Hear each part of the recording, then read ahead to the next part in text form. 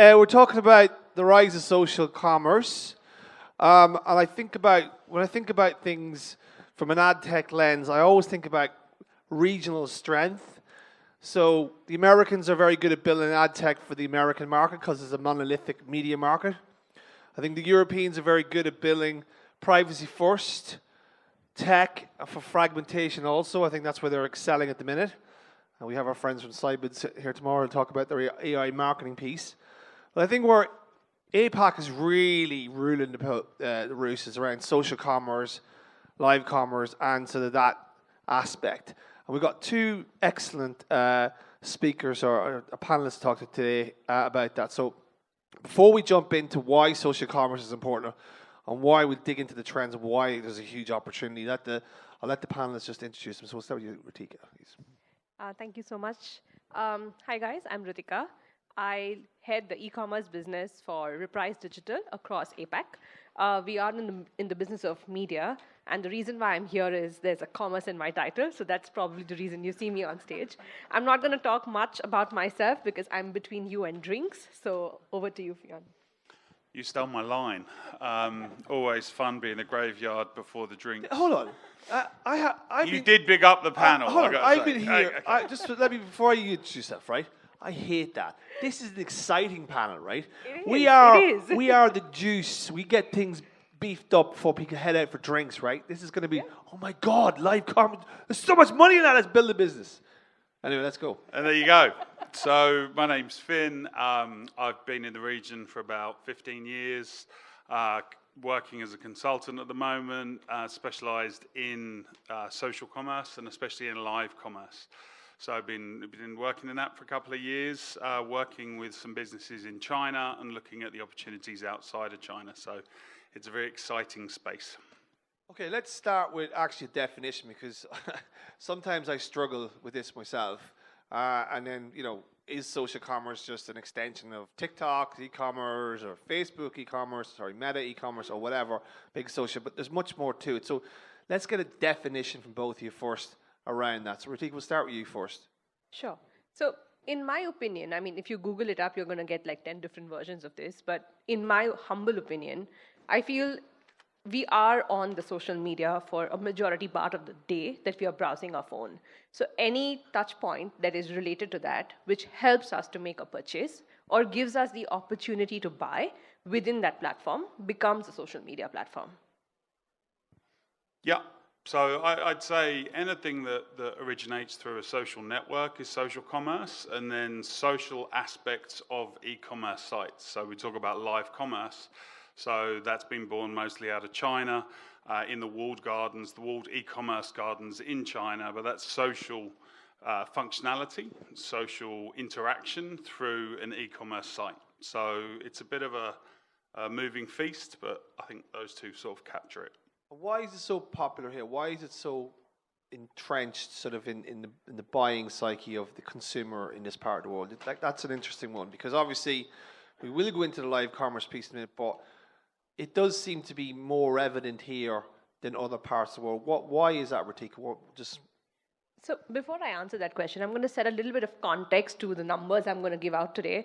So Reprise and Google have done a survey this year, which is a 2.0 survey from last year, where we've interviewed 15,000 respondents across APAC. There were 14 markets, 18 categories, 50 questions, a lot of depth and a lot of robust data. So the points I'm going to bring out today, specifically from a percentage perspective, are all pulled from that research, which is going to give you some view on the APAC online consumer and their shopping behaviors. So to answer your question, right, I feel that the key word that we are looking here for is why is it so, like the new kid on the block, is shoppertainment. The reason why a lot of people are inclined towards social commerce is because they want to be entertained while they're shopping. And one of the very cool insights that we found in our research was that the reason, among the top 5 reasons why people actually shop on social commerce is they can they can discover, they can research, and they can purchase a product within the same platform. So that's what makes it very different from any other marketplace or a D2C website. Does the platform matter in that instance? So, Amazon's trying to do it, and it's just been a bloody car crash. So there's a matter that there is a social aspect to the platform, like our friends at TikTok or Meta. Does it have to be a social environment for you? Like, it's not like you don't feel like you're being sold. You're part of the experience. Yep. And we'll get into the whole point of Jennifer Lawrence. I'll tie her into this conversation in about 10 minutes. But is it part of the social experience that makes it popular, particularly here? It totally does. So when we are as consumers, when we go online to shop something, we are always in the shopping mindset. And for a lot of the people, barring the Gen Z, I'm assuming, shopping is still one of the tasks of the day, right? You still need to go and buy something, which becomes a job. However, when you're in a social environment, you are at ease, you are browsing, you are connecting with the community. That becomes a very different mindset altogether. Hence, in order for them to grow in this vertical, capturing the audience in that mindset is completely different from catching them on an Amazon or a Lazada or a Shopee or an Ali platform. Yeah, so I absolutely agree, but I think the other aspect of this, and one of the reasons it's so big, is it's not just about the tasks of shopping, right? It's also, so completely not based on research and based on my rather large gut. If you look at, it's bigger each year, I come back to ATS. If you think about YouTube and you think about some of the content that really resonates and is successful there, you have things like tutorials. So when you talk about live commerce, you tie some of that content, which is popular without a commerce angle, back into live commerce. So makeup tutorials are huge on YouTube. It's in the top 10 categories, I believe, top 5. So it's entertainment. I hate the term shop-attainment, but unfortunately it does seem to be sticking. But it kind of does what it says on the tin, right? It's the shopping piece, it's the entertainment piece. I think it's the interactivity as well that can't be underestimated. And going back to what you were saying around APAC, I think there is a real cultural force that as a region, it's incredibly deal-led, and where a lot of social and a lot of live commerce, it was now, buy now, discount now, buy one, get one free, all of those things. So I think that has an impact, and what we've seen in China is that was very much the land grab at the start. The land grab at the start was influencers and it was discounts. And what we've seen over time is the influencers disappear because they're the worst thing to ever happen to live commerce. And then the discounts go away as well. So it becomes more of a business as usual channel. So these leading brands are now, 15, 18 hours a day live with just a shop attendant effectively selling as another shop window. Well, let's take a step back, right? So QVC, which is the ultimate shoppertainment, and the lovely Jennifer Lawrence played a character called Joy in that show, which was basically loosely based on the founding of QVC. And that's about like watching people take out diamonds and phones and talk about how great they are and ring up and buy that product. Chinese take that idea, turn it into a mobile first experience, and now you're selling hundreds of billions of dollars worth of goods and services via this new channel. And someone was saying, I find this to be a little bit derogatory, but someone I've read this in the trade press going, oh, this will never catch on. This is just very much an endemic thing for the Chinese mindset. And I said, what about TikTok? They fucking rule the world. So, this is a nonsense. So let's talk about that, because I feel that if there was anything that this region could be building for around infrastructure and all the rest of it, it's certainly this trend. And I think it's going to be huge because, Amazon are dabbling their feet in it, but I just don't think Amazon's the right environment for it. But the proliferation of TikTok in the US and Europe means that this is going to be a global trend. We'll start with you with that, Ratika. So I agree with you, it is. But then, as we've discussed, a lot of this has originated from China, right? It's still very big in China. It's not as big in the rest of APAC, and it's even smaller in the West.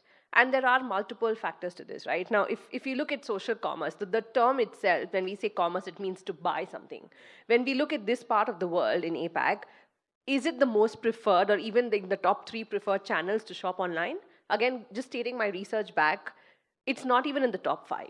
It is quite low. And APAC average that we received in the numbers is 3.6% of people in our survey actually want to buy on social commerce.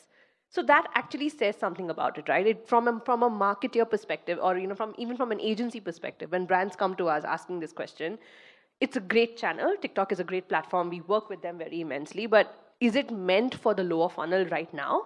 Maybe there's some level of evolution that's required to come in. It works wonders for the top level awareness generation. It works even better from an engagement standpoint. But does it necessarily answer the bottom funnel purchase question? At this point, the answer is no. I think, just to jump in there, that's because they only really launched it about 3 weeks ago. So TikTok as live commerce has only really been live in Singapore for a few weeks, Malaysia and Vietnam a few more weeks than that, and Indonesia maybe 4 or 5 months at best.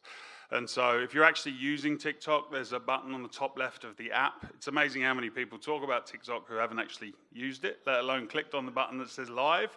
If you scroll through those videos in the same way you scroll through normal, what everyone always says is the dance videos on TikTok, scroll through the videos, you'll come to one with a yellow basket in the bottom left. 2 clicks and you can buy from that. And one of the sort of the lightning moments for me with live commerce was dealing with my colleagues in China, and was looking at this from a perspective of there are hundreds of thousands of channels going concurrently. There's as much video live in China on a daily basis as is uploaded to YouTube globally on a daily basis. Like, these are the numbers we're talking about. And so the sheer volume, the snackability, so everything you say about TikTok's entirely correct. And TikTok as a commerce engine is the ultimate Trojan horse. And I think, anyone involved in commerce, anyone with direct response advertisers, I actually play with it and download it. Don't just be like me and look at your kid and go, they're using it, they're loving it. There's a reason that they're spending 90 minutes a day. Outside of China, that's the average, 90 minutes a day on TikTok. So as this functionality is rolled out, it's absolutely front of mind, and it will be used. It's so easy to buy, it's untrue. And that is not short videos pushing you to Amazon. That is not hashtag TikTok made me buy it. That is not social commerce on TikTok. That is not live commerce. Yep. That's using videos to drive commerce. That's a really different thing. So the counter, I would say, to the research is, in the same way, I'm old enough, grey enough, fat enough to have worked at Lycos back in the day. I had colleagues who left Lycos to go to Google, and I said, it'll never work. Where are the ads? So in the same way, and here we are. And so giving 3/4 of our budget to Google. Right, they don't even sponsor this conference, for Christ's sake. Anyway, sorry. And so in the same way, not that you're bitter, but in the same never way, bitter. In the same way that people aren't doing it today, it's like the old Henry Ford quote, right? If you'd asked the consumer what they wanted, they would have said a faster horse. This is very much coming. It's very much here. In China, again, to put it into context, it's 1/3 of all e-commerce is through video live commerce. So just sit with that for a second, right? 1/3 of all commerce in China.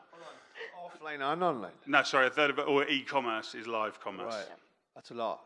Yeah. About 550 billion this year. But again, I mean, healthy debate, right? But again, I like a healthy debate. Yes, but when we look at it from, I don't really, while China is the biggest e-com market with the highest growth rate, it's more than 50% of the world's e-com, share. I love the market. However, it's just one market which has a very depth, has been using live commerce with a lot of depth, right? But for me, when we look at social commerce, is a lot beyond live commerce. It's not just live commerce, like we discussed in the overall definition. So when we talk about social commerce as an agency, we don't restrict ourselves to just live commerce. Though we were talking about it, I completely agree with you. But again, it's not just restricted to live commerce, and live commerce is not just restricted to TikTok, for example, right? So that's why when we look at stats, it's a lot broader than looking at one platform or one service. One thing I have noticed about the social commerce, the messaging apps, it seems to be much more acceptable here to run those ads. WhatsApp, I've seen a few companies are helping brands get on there. Do Do you think that's going to be? To be honest with you, I will not accept that. I would just use Telegram. I just hate Meta anyway, so it's just a good excuse to cut them off. So, but do you think that most consumers will accept that? And I'm not even sure how it works without being a very disruptive thing where, the other social commerce, I feel part of this is fine, but I feel like messaging commerce could be a little bit messy.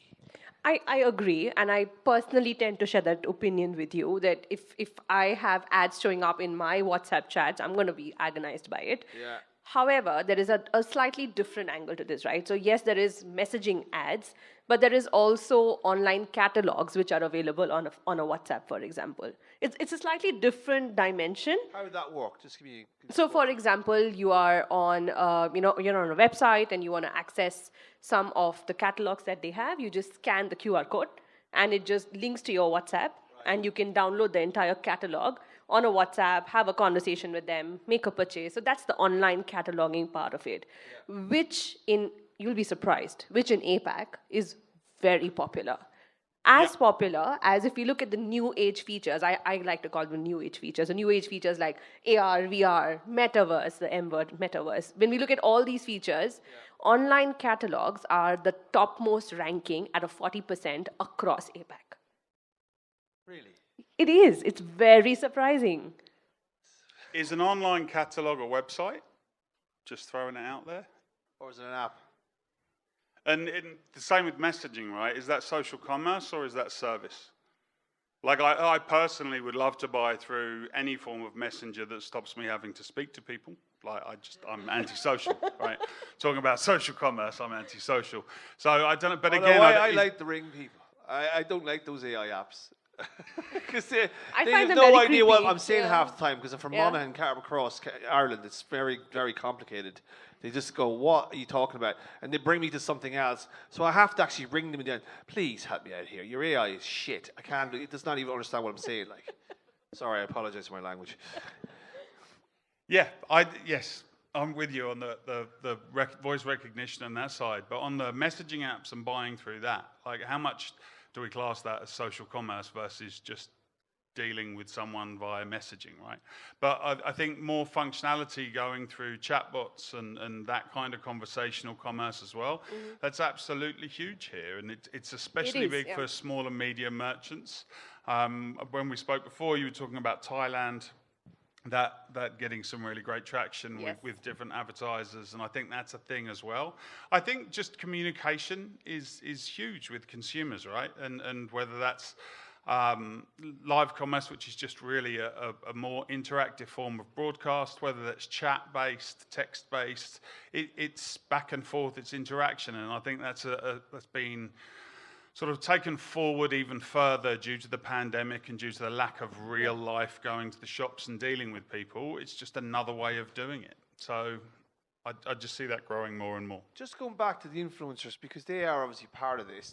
You said something interesting there, Fiona, about that, about them not actually being as great as you think they are. In that, I have some experience of some influencers like that.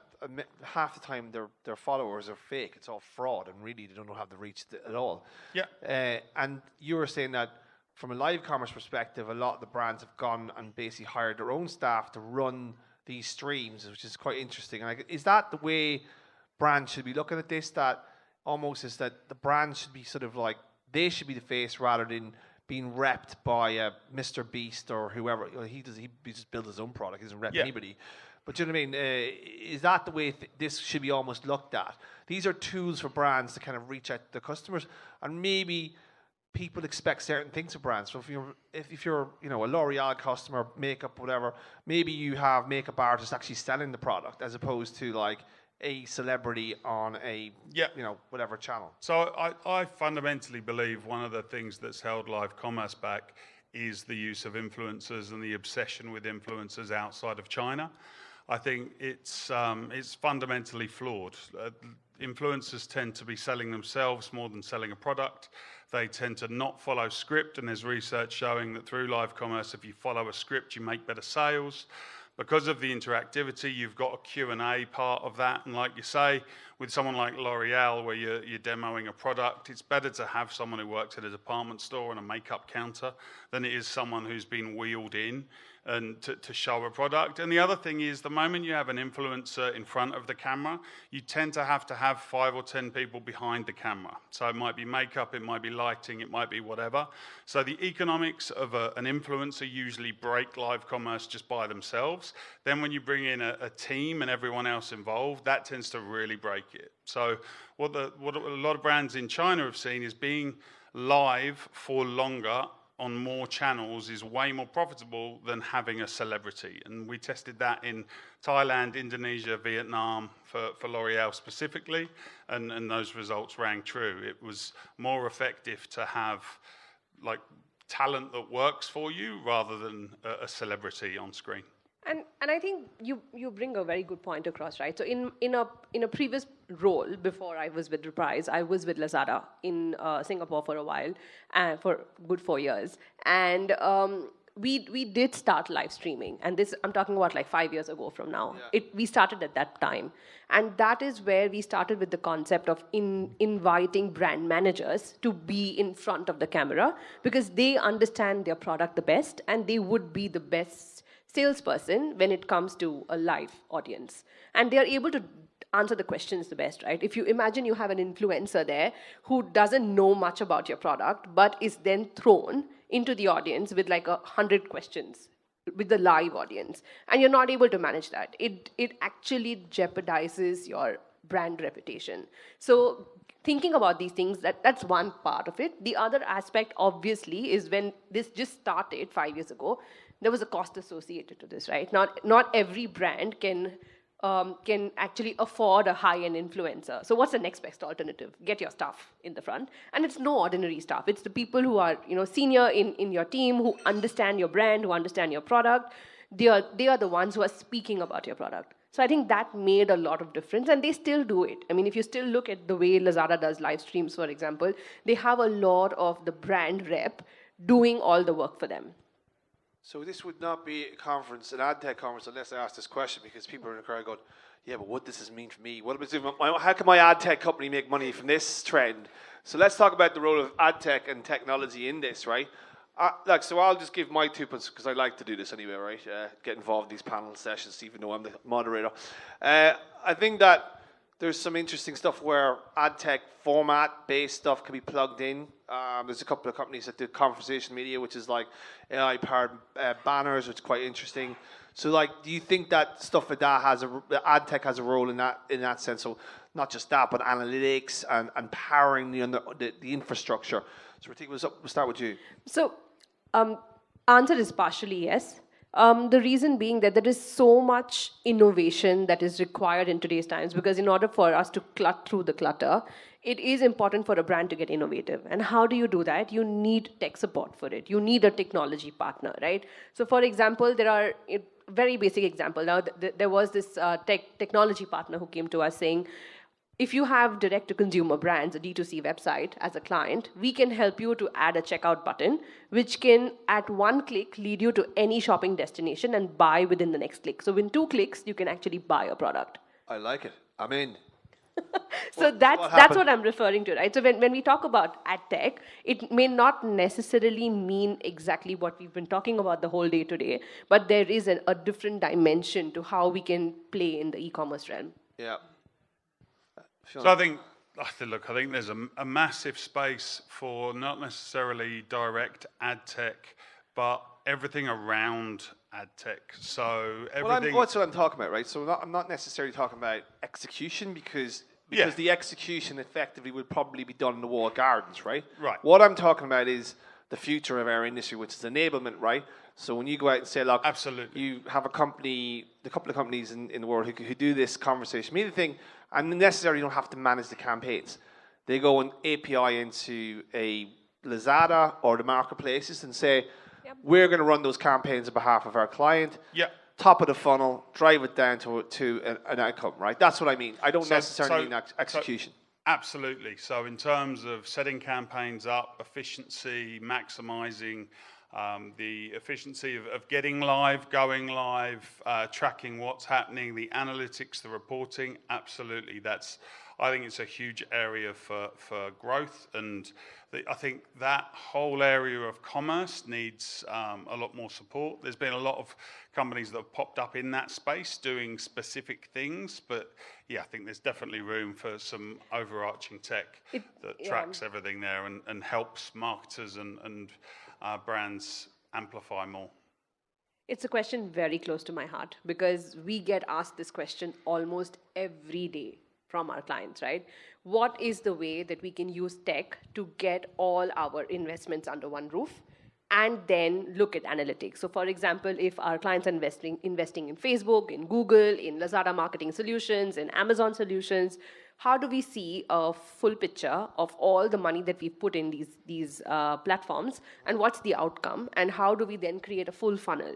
Now, the unfortunate part, and like you mentioned, is that there are solutions available, but they're very siloed solutions. There is not a single one which can give me a complete attribution from end to end, from the beginning to the last click. And that is the space, and you guys are all tech guys, I'm not tech at all, but this is something that is a gap, that is a major gap in APAC. Also, one of the reasons why it's a big gap is because APAC is not an Amazon dominant market. So if you look towards the West, there would be... Yes.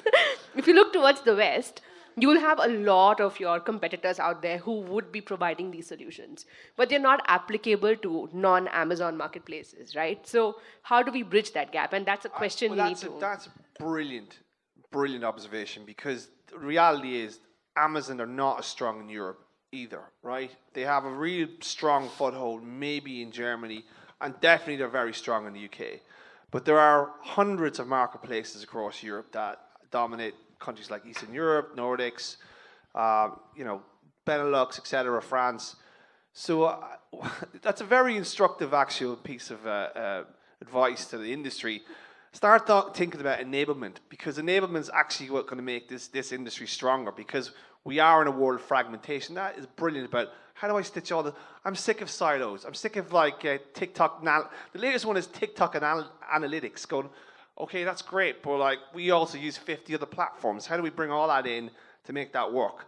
I mean, I could just drop the mic here. We just finish off on that, actually. That's such a great statement. And that's exactly what I'm going to do. I want to thank both my panelists who are fantastic. I actually think this is such a super interesting space, a huge application. You think about it from a live commerce perspective, from a social commerce perspective, from a conversation media perspective. It's got huge upside for everybody. And best of all, we might be able to take some money off Google, Meta, and Amazon. So we'll stop on that note. Thank you very much. Cheers. Thank you. Thank you.